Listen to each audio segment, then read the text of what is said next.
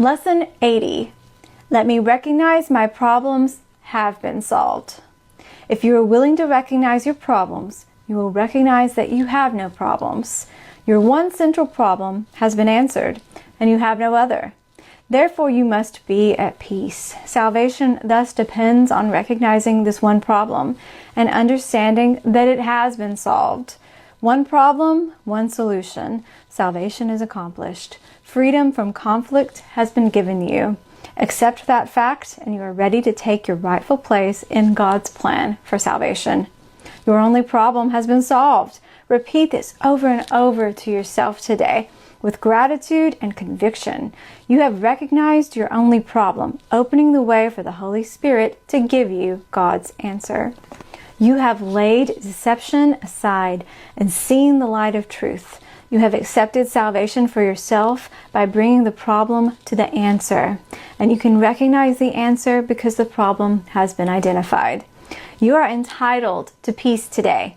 A problem that has been resolved cannot trouble you. Only be certain you do not forget that all problems are the same. Their many forms will not deceive you while you remember this. One problem, one solution. Accept the peace this simple statement brings. In our longer practice periods today, we will claim the peace that must be ours when the problem and the answer have been brought together. The problem must be gone because God's answer cannot fail. Having recognized one, you have recognized the other. The solution is inherent in the problem. You are answered and have accepted the answer. You are saved. Now let the peace that your acceptance brings be given you. Close your eyes and receive your reward.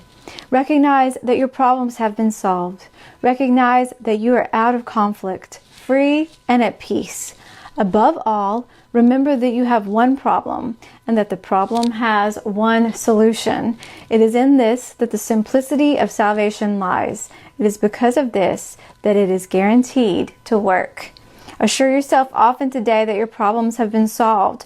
Repeat the idea with deep conviction as frequently as possible, and be particularly sure to apply the idea for today to any specific problem that may arise. Say quickly, "Let me recognize this problem has been solved." Let us be determined not to collect grievances today. Let us be determined to be free of problems that do not exist. The means is simple honesty. Do not deceive yourself about what the problem is, and you must recognize it has been solved. Let me recognize my problems have been solved. One problem, our sense of separation from God.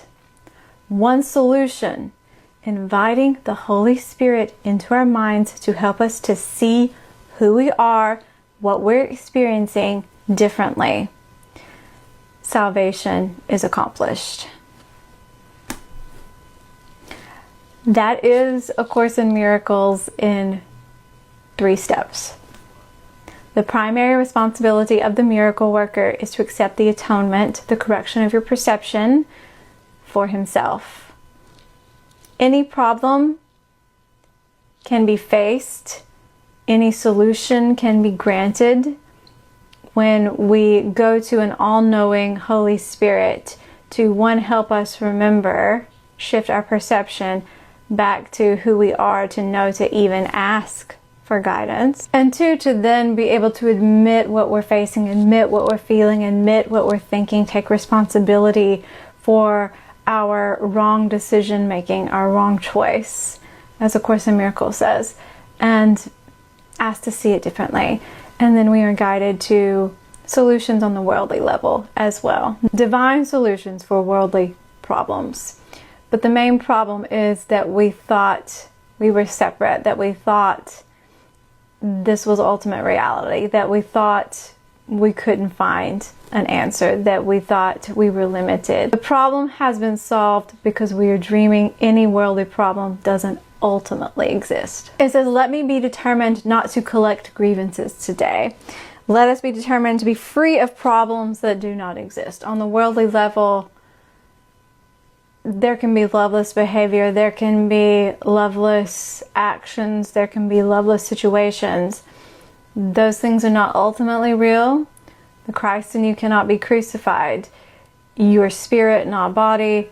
The innocence within that person, they have just fallen asleep to who they are, or you have just fallen asleep to the truth of who you are. The primary responsibility of the miracle worker is to see things differently, to have that misperception corrected, to remember the truth of who you are. You ask for that help, and you see that the grievance doesn't matter. You are not created to be at the effect of lovelessness, to be at the effect of worldly problems. And with that consciousness, all problems just bow before you.